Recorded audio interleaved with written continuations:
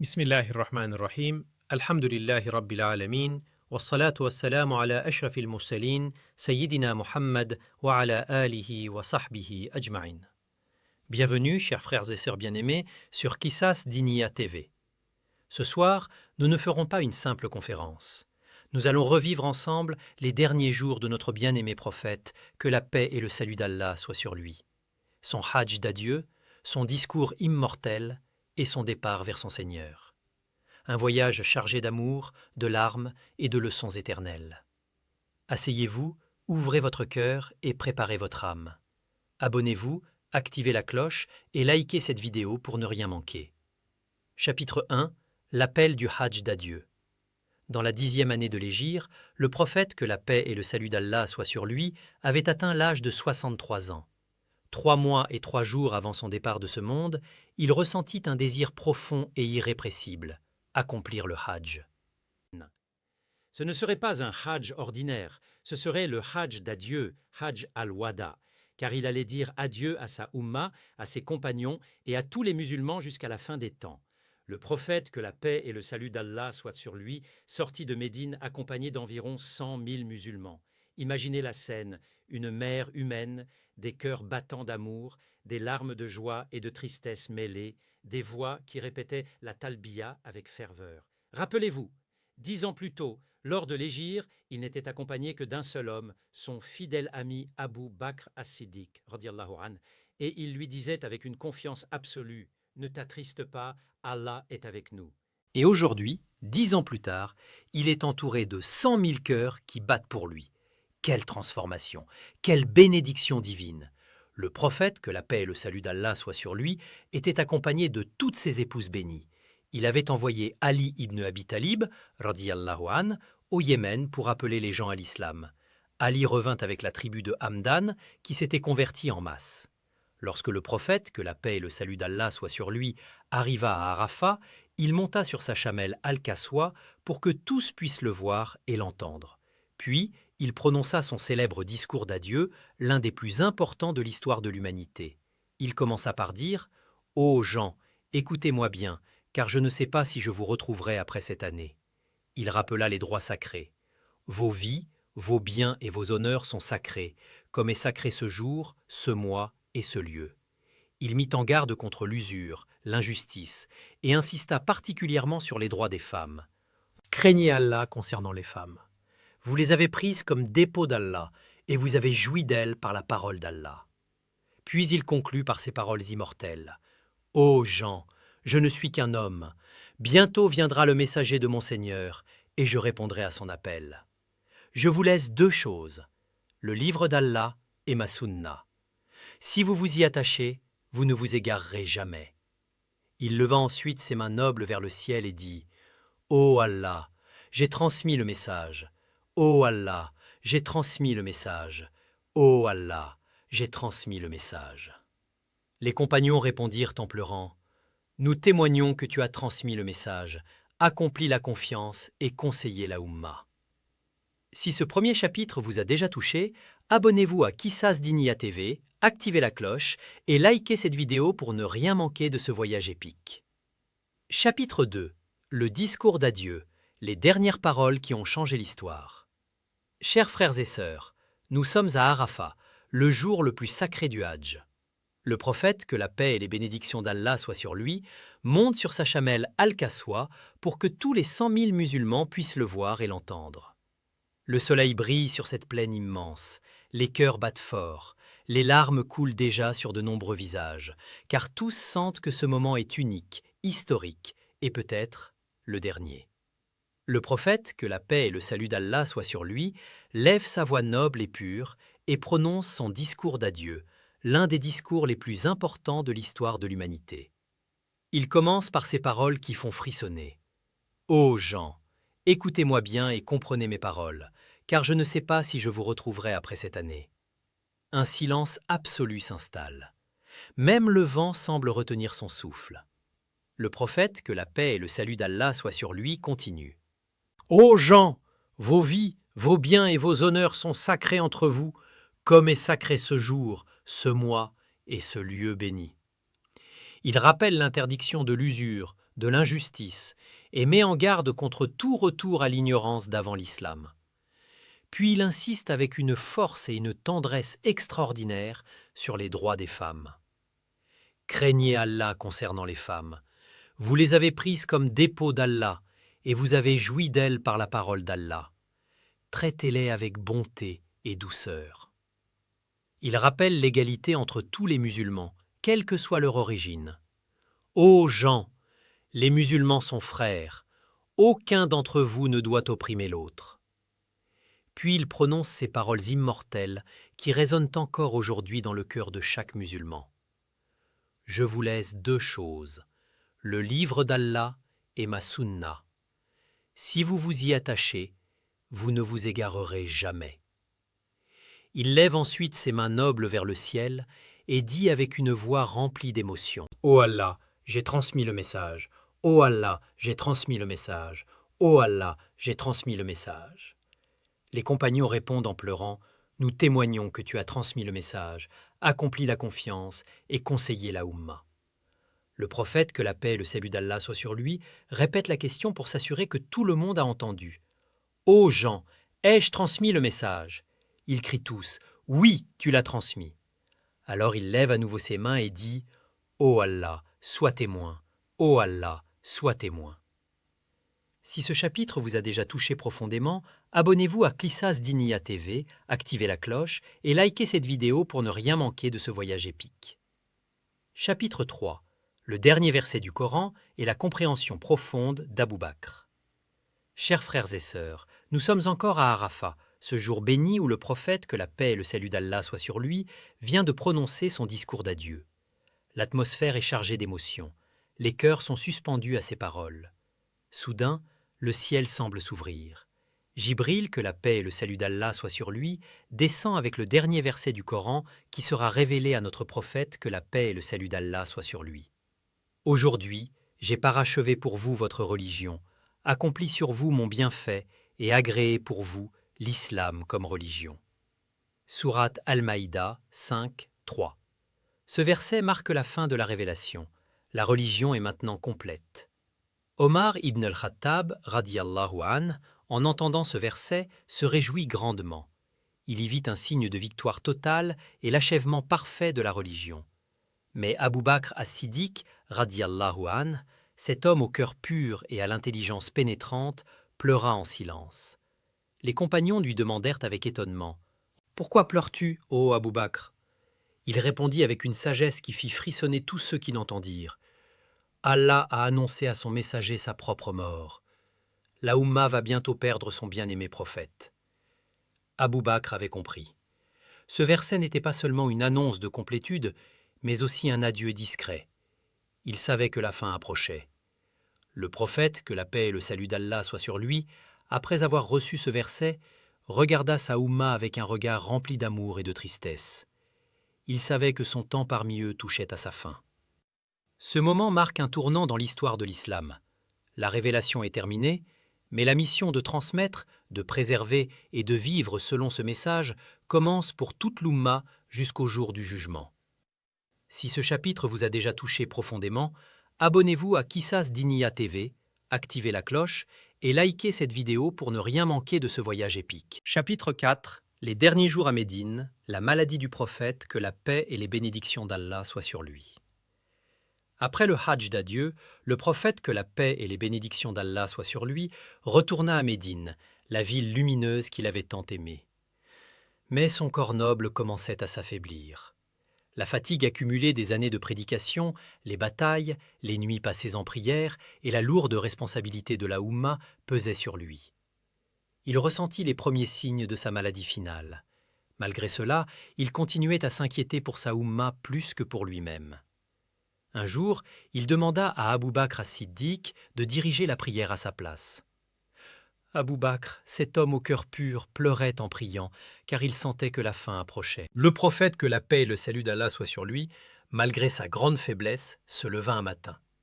Il écarta le rideau de sa chambre et regarda les compagnons en train de prier derrière Abou Bakr. Son visage rayonnait d'une lumière divine, comme une page du Coran. Il sourit avec tendresse, puis retourna se coucher. Les jours passaient et sa maladie s'aggravait. Il souffrait beaucoup, mais il continuait à enseigner, à conseiller et à prier pour sa Oumma. Il disait parfois à Aïcha radiallahu anha, « Ô Aïcha, les gens m'ont épuisé. » Malgré la douleur, il restait préoccupé par le sort de sa communauté après lui. Il donna ses dernières recommandations, insistant sur les droits des femmes, l'unité des musulmans et le respect des compagnons.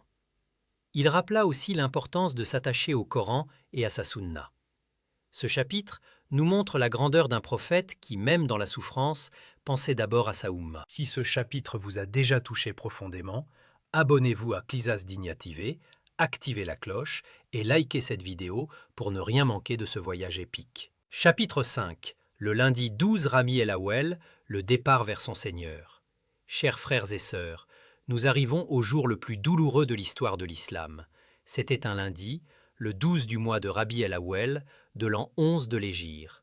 Le prophète, que la paix et les bénédictions d'Allah soient sur lui, était allongé dans la chambre de Aïcha radiallahu anha, la tête posée sur sa poitrine bénie. Sa respiration devenait de plus en plus faible. La douleur était intense, mais son visage restait lumineux, comme une pleine lune.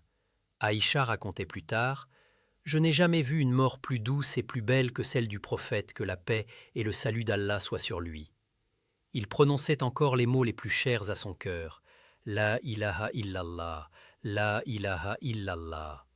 Puis, dans un dernier souffle, il leva son regard vers le ciel et dit « Ô Allah, avec le compagnon le plus élevé ».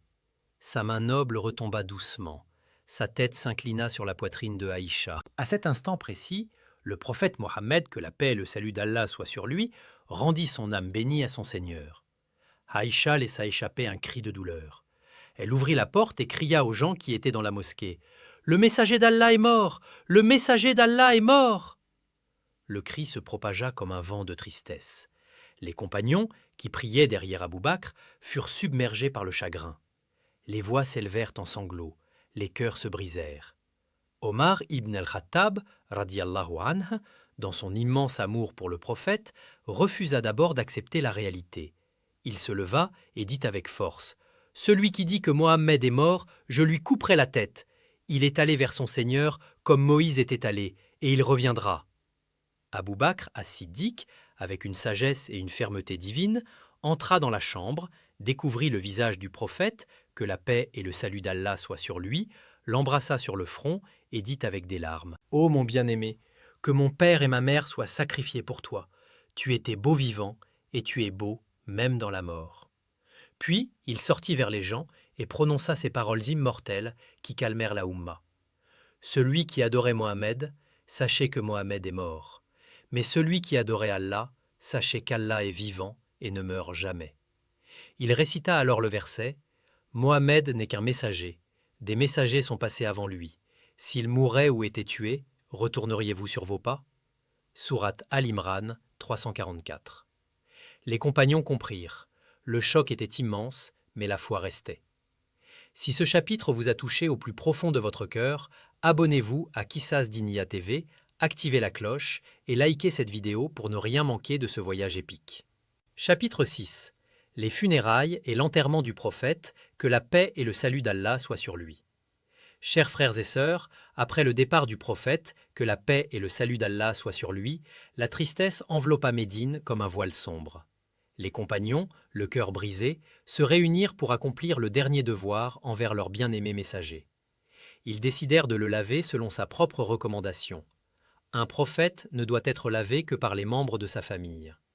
Ali ibn Abi Talib, radiallahu anhu, avec le soutien de l'Abbas et de ses fils, lava le corps noble du prophète, que la paix et le salut d'Allah soient sur lui.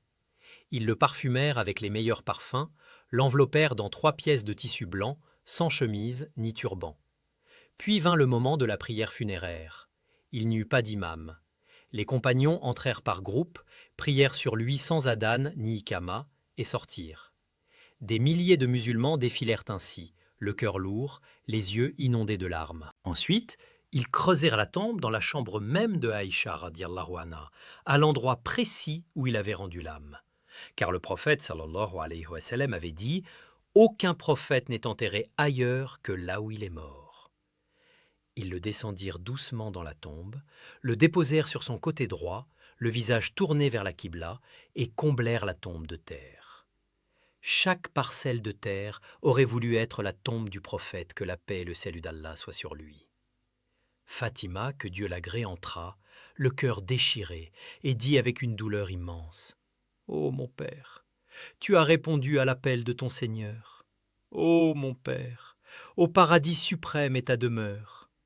Ô mon père, nous annonçons ta mort à Djibril. » Puis elle regarda les compagnons en train de jeter de la terre sur la tombe et dit en pleurant: « Est-ce que vos âmes ont accepté de jeter de la terre sur le messager d'Allah ?» Les compagnons éclatèrent en sanglots. Anas ibn Malik radiallahu anh dit plus tard: « Nous n'avons jamais vu un jour plus lumineux que celui où le prophète, que la paix et le salut d'Allah soient sur lui, entra à Médine, ni un jour plus sombre que celui où il nous quitta. » Si ce chapitre vous a touché au plus profond de votre cœur, abonnez-vous à Qissas Dinia TV, activez la cloche et likez cette vidéo pour ne rien manquer de ce voyage épique. Chapitre 7. Les dernières paroles et les dernières recommandations du prophète, que la paix et les bénédictions d'Allah soient sur lui, laissa à sa Oumma des recommandations éternelles qui résonnent encore aujourd'hui. Malgré sa grande faiblesse, il continua à enseigner, à conseiller et à prier pour nous. Il dit: « Je vous laisse 2 choses précieuses, le livre d'Allah et ma sunna. Si vous vous y attachez fermement, vous ne vous égarerez jamais. » Il insista particulièrement sur les droits des femmes. Craignez Allah concernant les femmes, traitez-les avec bonté. Il rappela l'unité de la Oumma. Les musulmans sont frères, aucun d'entre vous ne doit opprimer l'autre. Il mit en garde contre l'exagération à son égard. Ne m'exagérez pas comme les chrétiens ont exagéré pour Jésus. Dites simplement « serviteur d'Allah et son messager ». Il recommanda aussi de bien traiter les Ansars et de respecter les compagnons. Puis il leva ses mains nobles vers le ciel et pria longuement pour sa Oumma. Ces paroles sont un testament pour nous tous. Elles nous guident encore aujourd'hui. Si ce chapitre vous a touché, abonnez-vous à Qissas Dinia TV, activez la cloche et likez cette vidéo pour ne rien manquer de ce voyage épique. Chapitre 8. La réaction des compagnons et la sagesse d'Abou Bakr. Chers frères et sœurs, le choc fut immense. La nouvelle de la mort du prophète, que la paix et le salut d'Allah soient sur lui, se répandit comme un vent de tristesse sur Médine. Les compagnons, qui avaient tout sacrifié pour lui, étaient dévastés. Certains pleuraient en silence, d'autres criaient leur douleur. Omar ibn al-Khattab, radiallahu anh, dans son immense amour, refusa d'abord d'accepter la réalité. Il se leva parmi les gens et dit avec force: « Celui qui dit que Mohammed est mort, je lui couperai la tête. Il est allé vers son Seigneur comme Moïse était allé, et il reviendra bientôt. » Les gens étaient perdus, confus, anéantis. C'est alors qu'Abou Bakr as-Siddiq, radiallahu anh, entra dans la chambre du prophète sallallahu alayhi wa sallam. Il découvrit son visage noble, l'embrassa sur le front et dit avec une tendresse infinie: « Ô mon bien-aimé, que mon père et ma mère soient sacrifiés pour toi. Tu étais beau vivant et tu es beau même dans la mort. » Puis il sortit vers les gens, monta sur le minbar et prononça ces paroles immortelles qui calmèrent la Oumma et rétablirent la raison. « Celui qui adorait Mohammed, que Mohammed est mort. Mais celui qui adorait Allah, qu'Allah est vivant et ne meurt jamais. » Il récita alors le verset du Coran. « Mohammed n'est qu'un messager. Des messagers sont passés avant lui. S'il mourait ou était tué, retourneriez-vous sur vos pas ?» Sourate Al-Imran 344.